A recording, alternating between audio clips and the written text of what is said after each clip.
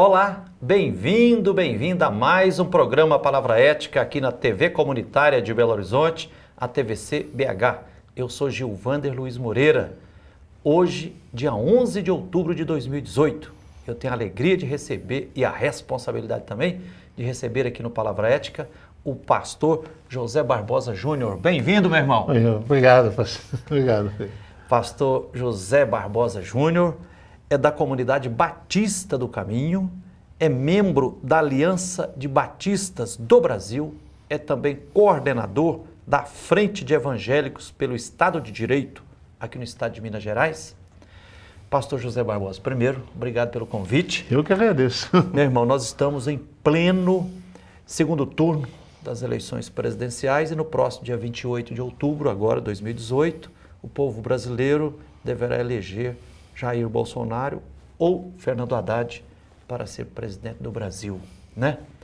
E aí muita gente está se perguntando assim, chega para mim e fala, Frei Gilvander, como é que explica Brasil, um país com um povo tremendamente religioso, uma diversidade religiosa tremenda, quase todo mundo dizendo, vá com Deus, fica com Deus, Deus te abençoe, graças a Deus e tudo, né? E como é que o povo profundamente religioso está, por exemplo, agora muitas pessoas já definiram e falaram, não, é Jair Bolsonaro, e sendo que ele vem já há 28 anos, aliás, um trunfo dele para se tornar e repetir já pelo 7º mandato como deputado federal, no rumo do militarismo, né, da repressão, armai-vos, e repressão, e quer reduzir a maioridade penal, e diz que se ele for eleito, nenhum indígena vai ter direito a nenhum centímetro de terra, e com palavras e até gestos assim discriminatórios com relação às mulheres, domésticas, nordestinos, indígenas e tal. Como entender, meu irmão, por que muita gente que se diz seguidor ou seguidora de Jesus Cristo está apoiando um candidato que é declaradamente considerado com práticas fascista, militarista de repressão? Primeiro é uma tristeza enorme a gente chegar a esse momento, a essa constatação. E é também importante lembrar que a Bíblia já nos alertava que nesses tempos o amor de muitos esfriaria. Nós percebemos o amor se esfriando, a pauta ética, já aproveitando que o programa é a palavra ética, foi substituída por uma pauta moralista, né? Então, e uma pauta moralista baseada na mentira.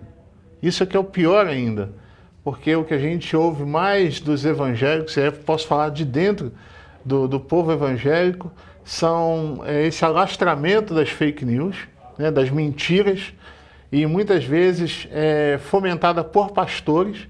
Por exemplo, aqui em Belo Horizonte, a gente tem algumas igrejas que são polos de disseminação de mentiras, né? Então, pastores falando de kit gay, que não existe.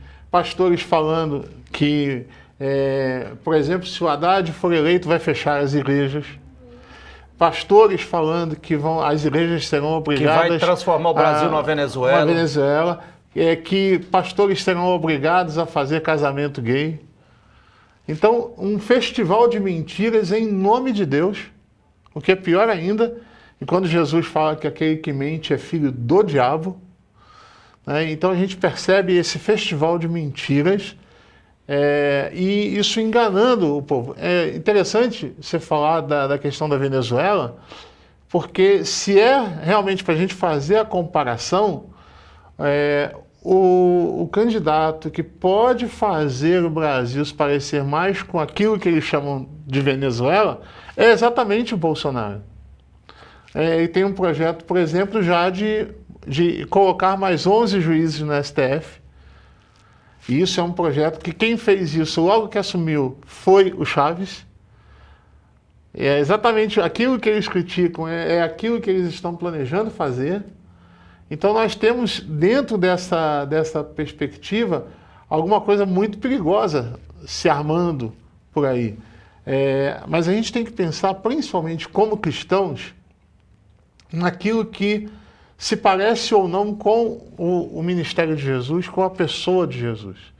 Então eu fico pensando, se parece com Jesus alguém que fomenta ou alguém que incentiva a tortura? Se parece com Jesus alguém que diz, como você disse, Gilvander, de alguém que disse que se ganhar os indígenas não vão ter 1 centímetro de terra demarcado?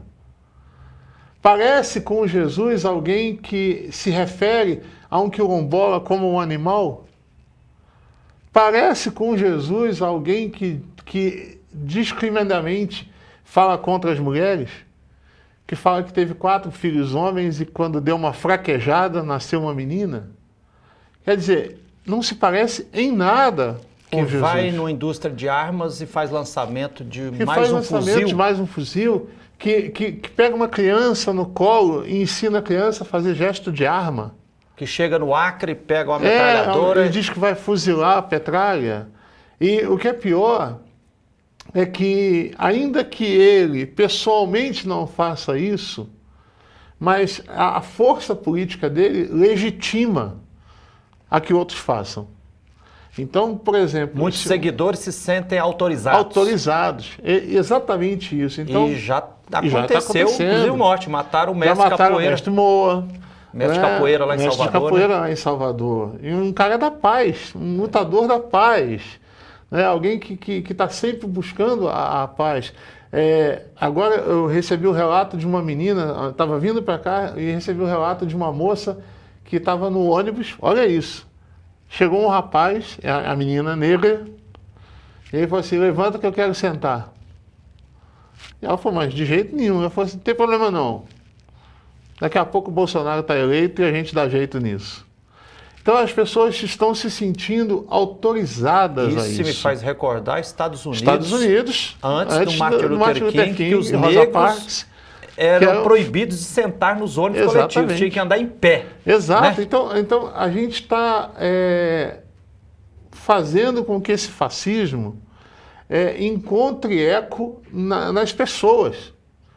E uma pessoa dessa na presidência, ainda que ele não faça de fato, mas eu ainda acredito que ele fará também, porque ele já declarou isso várias vezes, o erro da ditadura foi torturar e não matar, né? Que devia ter fuzilado mais uns 30 mil. Inclusive no dia 17 de abril de 2015, quando votaram lá o impeachment da Dilma, quando os deputados chegavam, fazia aquela fila para votar, e normalmente falava uma trilogia, né? Em nome de Deus, da família e da pátria. E ele disse, homenageando aqui o comandante Ustra, que era o chefe do DOI-CODE, centro de tortura lá no estado de São Paulo, que torturou a ex-presidenta Dilma. Eu falei, gente, o caboclo elogiando um torturador. Elogiando um torturador, um homem que colocava ratos nas vaginas das mulheres. Quer dizer, como é que alguém homenageia um camarada desse? Pastor José Barbosa, e por outro lado, acho que a Bíblia é tão clara ao dizer que amar a Deus sobre todas as coisas e ao próximo como a si mesmo. Sim. Amai-vos uns aos outros. Mas parece que estão entendendo como armai-vos. Exatamente. Tem nada a ver com o espírito profundo da Bíblia. Evangelho. A gente percebe, né, o caso de Pedro, né, quando Jesus está no Getsemane e é preso ali, Pedro já saca da espada, né, e corta a orelha do Malco, do soldado romano, e que Jesus fala, ô Pedro, para, aquele que vive pela espada vai morrer por ela. Então a gente tem que resgatar a imagem do Jesus, príncipe da paz. É isso que está precisando. Felizes os que promovem e constroem a paz, porque serão chamados filhos de Deus. Os filhos de Deus são os pacificadores. Felizes os humildes, porque conquistarão a terra. Os misericordiosos. Né? É o contraponto de tudo isso que a gente está vendo. Então, pastor José Barbosa, e é claro assim que quando tem muita violência social, todo mundo sente que quer melhorar a situação. Mas já tem pesquisas universitárias, experiência em tantos países que quanto mais arma na sociedade, mais violência terá, violência não é isso? terá. E a gente está caminhando para a barbárie. Por quê? Porque imagina só, as pessoas armadas e com esse sentimento de autorização vindo de alguém como ele, por exemplo, como presidente. A gente vê as brigas de trânsito, onde as pessoas já se esfaqueiam, já fazem qualquer outra coisa ali por motivos banais. Se tiverem armados, outra coisa, e que a gente tem que pensar seriamente, como vamos liberar armas para se ter arma em casa, com maior segurança, para se guardar, num país onde adolescentes, por exemplo, enfrentam depressões terríveis. A gente tem um alto índice de adolescentes com depressão. Um adolescente com depressão tendo uma arma em casa, a gente está para ver uma série de suicídios como a gente nunca viu. Não, sem contar, eu já ouvi contar muitos casos de que crianças que assim, o pai é militar, deixa a arma em cima de um armário, a criança sobe na mesa e tudo, pega a arma e vai lá no berço e mata o irmãozinho de 1 ano, 2 anos. Isso acontece muito. Eu recordo bem uma das primeiras orientações que a polícia militar dá, inclusive nos meios de comunicação, falou, olha, diante de um assalto, não reaja. Não reaja. Então, acho que é óbvio, se o outro imaginar que o outro está armado, aí que vai acontecer mais morte. Inclusive, sem contar que pode acontecer gente de começar a se organizar para ir roubando as casas para roubar a arma, né? O próprio Jair Bolsonaro foi assaltado e levaram a arma dele. Se ele, que é um capitão do exército, alguém que seria a priori preparado para isso, foi assaltado e levaram a arma dele, imagina um cidadão comum, armado. Ou seja, a gente vai ter, na verdade, um grande fornecimento de armas para os criminosos a partir dos inocentes da sociedade civil. Pastor José Barbosa, um outro ponto que eu queria tocar com você aqui é o seguinte. Tem muita gente dizendo assim, Frei Gilvander, mas PT não dá mais. Corrupção, veja, Lula está preso, veja Zé Dirceu, veja o Palocci delator e tudo. Então, parece que tem uma cota grande de antipetismo, Sim. Né? E aí parece que tem muita gente querendo usar essa eleição como se fosse assim, para se vingar dos erros, dos limites e das contradições do PT, que de fato o PT precisa admitir que teve, mas eu acho que o PT está sendo escorraçado nas eleições, não principalmente por causa dos seus erros, mas principalmente por causa dos seus acertos. Sim, né? sim. Por causa dos seus acertos. Por exemplo, eu fico E aí, é claro, eu falei, gente, o PT elegeu agora, parece que a maior bancada na Câmara Federal, né? Quase 60 deputados, né? Aí eu fico pensando, então, quem mais vai sofrer não vai ser o PT, né? Mas eu vou deixar para você comentar essa questão no segundo bloco, porque nós vamos ter que fazer um pequeno intervalo, tá? Nós estamos aqui no Palavra Ética, aqui na TVC BH, TV Comunitária de Belo Horizonte, entrevistando o pastor José Barbosa Júnior, que é da Comunidade Batista do Caminho, é também membro da Aliança dos Batistas do Brasil e também coordenador da Frente de Evangélicos pelo Estado de Direito. Ele da Frente Estadual no Estado de Minas Gerais. Nós vamos a um pequeno intervalo e voltaremos já já. Espere aí, estaremos aqui de novo para continuar essa prosa com o pastor José Barbosa Júnior.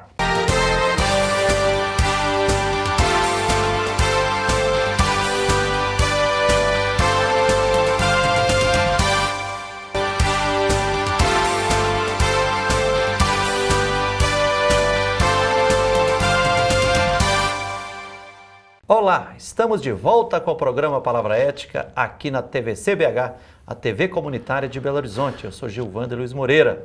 Hoje, dia 11 de outubro de 2018, estou tendo a alegria e a responsabilidade de entrevistar aqui o nosso amigo, irmão, o pastor José Barbosa Júnior, que é da Comunidade Batista do Caminho, também integrante da Aliança dos Batistas do Brasil, é também coordenador da Frente de Evangélicos pelo Estado de Direito, aqui no estado de Minas Gerais. Pastor José Barbosa, que beleza entrevistar você aqui, porque está honra girando minha. no pessoal, aí no meio do povo, e o pessoal dizendo, não, os crentes e os pentecostais já fecharam com Jair Bolsonaro, mas tem muitos pastores que estão refletindo de forma diferente, né? Muitos. E aí eu estava falando no final do primeiro bloco, nosso programa aqui, estava começando a apresentar a questão, é que tem um antipetismo muito grande, muita gente dizendo assim, Frei Gilvander, mas o PT errou, contradição, se misturou com corrupção, então nós temos que votar contra. Parece que assim, tem que vingar do PT, né?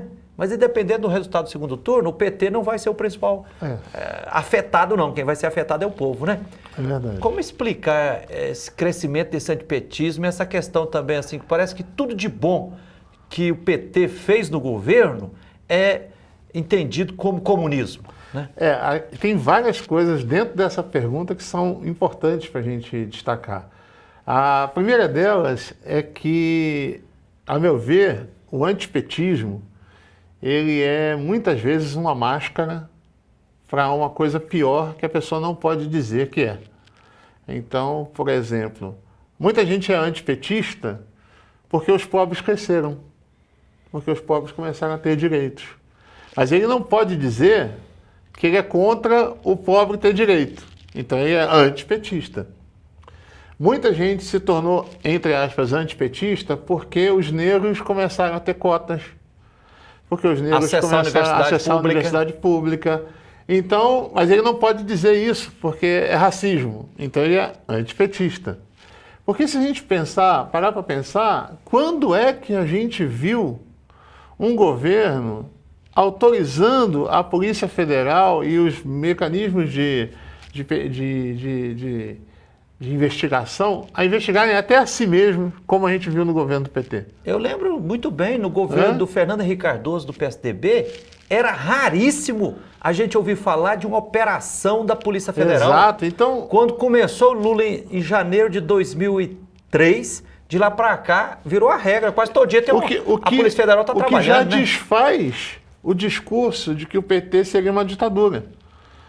Porque como é que pode ser uma ditadura se ele mesmo foi o principal afetado por aquilo que deu liberdade aos meios de investigação? Então a Polícia Federal nunca teve tanta força, o Ministério Público nunca teve tanta força como no governo do PT. E aí, lógico, se há erros, que sejam punidos. É lógico que a gente é contra a corrupção. Né? Então, se foi descoberta a corrupção, que seja punido, que seja preso como previsto em lei. A gente tem alguns problemas, como, por exemplo, a prisão do presidente Lula, que é uma prisão arbitrária, totalmente sem provas, e a gente está aí vendo isso acontecer. Então você tem... O próprio juiz Sérgio Moro falou que não tem prova, mas que ele tinha convicção. E segundo o aparato legal brasileiro, diz que por convicção, ninguém está aqui nos escutando aqui um juiz de direito, né? Por convicção não se pode condenar ninguém, tem que condenar por prova. E outra coisa, prova não tiveram. Não tiver. E os outros, de outros partidos, que a gente sabe bem que as provas eram cabais e contundentes, não estão presos. Então, alguma coisa tem que ser vista nisso. Então, por isso que eu digo... o Evangelho nos alerta, cuidado com o fermento de fariseus e saduceus, né? Então, a gente tem que ter cuidado com isso, porque parece que esse antipetismo serve para camuflar coisas piores. Pastor José Barbosa, tem gente falando assim, mas diante de tanta corrupção, tô nem aí para a democracia, que vem a ditadura. Na ditadura, nas passadas, não tinha corrupção, não? Então, é um problema, não é que não tinha corrupção, é porque não se podia falar nela.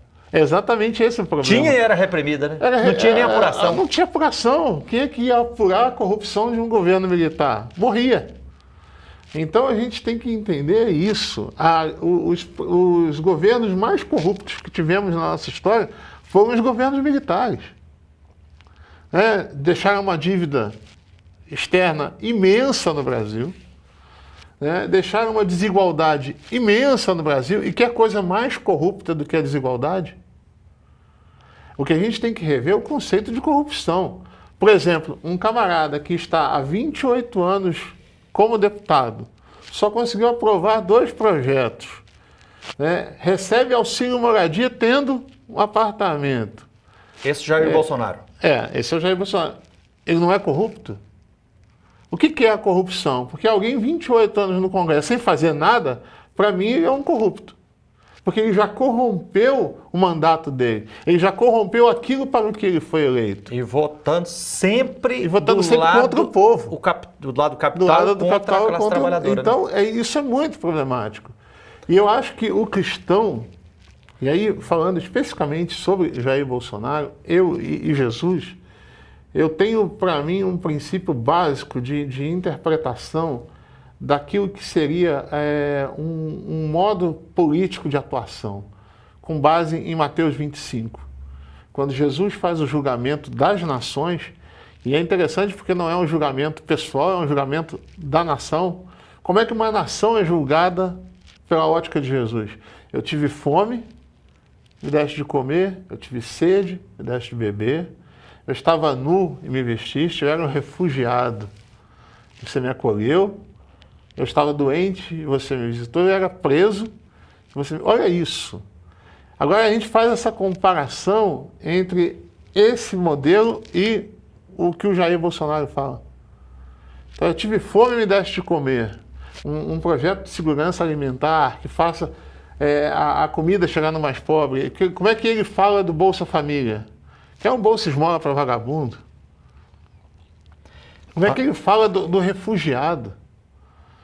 Jair Bolsonaro teve a cara de pau de falar dos refugiados como a escória do mundo. Escória é lixo, né? É lixo, ou seja, o lixo do mundo veio para cá. E a gente esquece que Jesus foi um refugiado, teve que se refugiar no Egito com José e Maria. Né? E que o povo brasileiro, a começar de muita gente de Portugal, que foi refugiado aqui. E são centenas de nações por aqui. E exato. Também milhares de brasileiros que estão refugiados em outros países.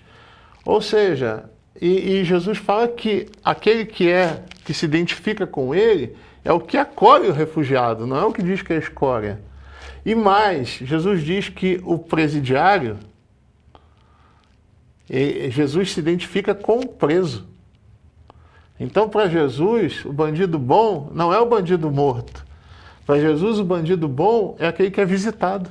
Aliás, o Jesus diz para para um dos dois, hoje mesmo estarás comigo no paraíso. Né? Ele acolheu o bandido. E ele fala que se identifica com o preso. O interessante, Frei Gilvander, é que Jesus não se identifica no texto ali com quem vai visitar. O que vai visitar é abençoado, mas ele se identifica com o preso.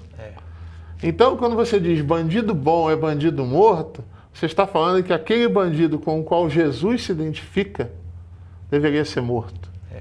Então a gente acaba com o evangelho nisso aí. Pastor José Barbosa Júnior, outra coisa também que eu acho muito preocupante, por exemplo, tem pessoas no Brasil hoje que por uma postura moralista, fundamentalista, sem pé, sem cabeça, fica dizendo assim, mas o Jair Bolsonaro defende a família, é contra os bons costumes, é contra o aborto, mas aí fica olhando só que para o ventre da mulher.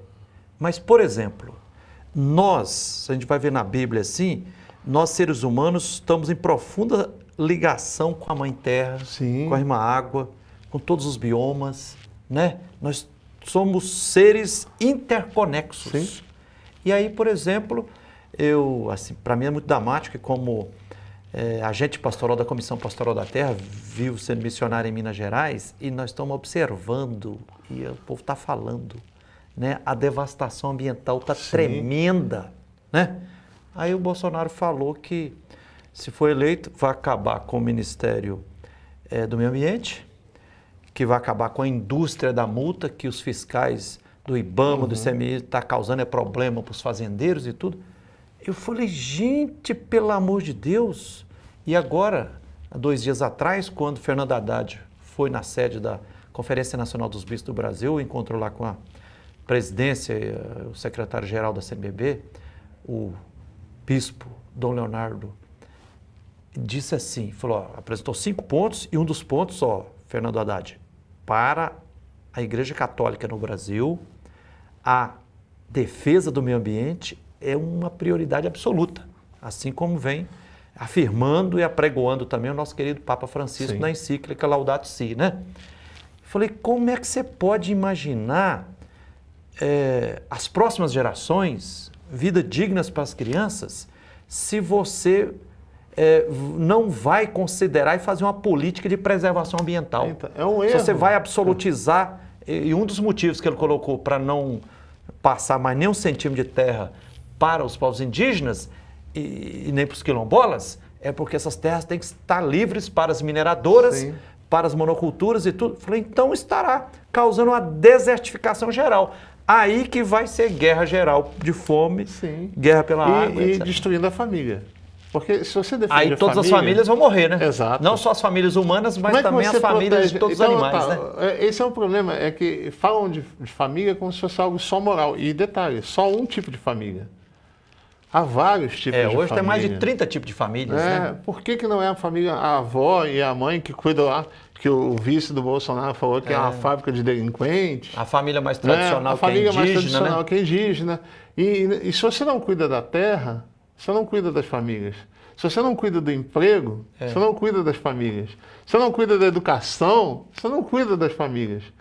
Então, se você quer cuidar da família, você tem que gerar emprego, você tem que gerar educação, você tem que cuidar da mãe terra como o berço de tudo isso. Tem que gerar alimentação Tem saudável. que gerar né? alimentação saudável. Porque hoje está comprovado. Exato. O exagero de agrotóxicos está causando 600 mil pessoas com câncer a cada ano. Isso também estraçalha com as famílias, não é? Então, mas a pessoa não vê isso como defesa da família. Então, quem é que defende a família? É quem defende emprego, é quem defende educação, é quem defende a terra, é quem defende o meio ambiente, é quem defende tudo isso que eles já demonizaram como os direitos humanos e que é exatamente a defesa do ser humano e de todas as famílias. Pastor José Barbosa, nosso tempo está quase terminando, mas uma última perguntinha. Tem muitos dizendo assim, Frei Gilvander, mas PT e Haddad é comunismo, vai transformar o Brasil numa Venezuela, sendo que o PT teve 13 anos, se quiser transformar o Brasil numa Venezuela ou em Cuba, já poderia ter transformado, né?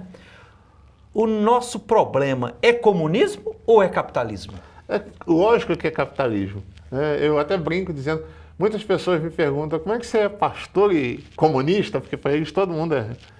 Eu falei, não, quem tem que se explicar é quem é pastor e capitalista.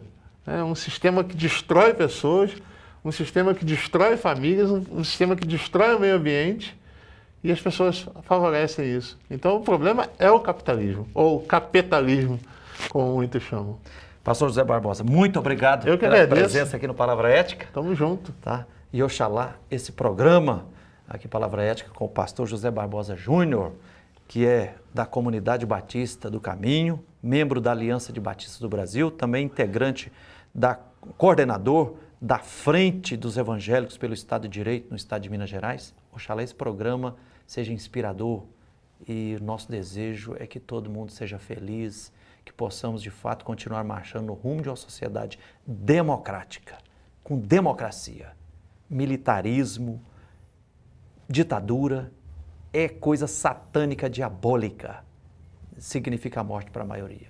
Não pode acontecer. Obrigado pela atenção e até o próximo Palavra Ética.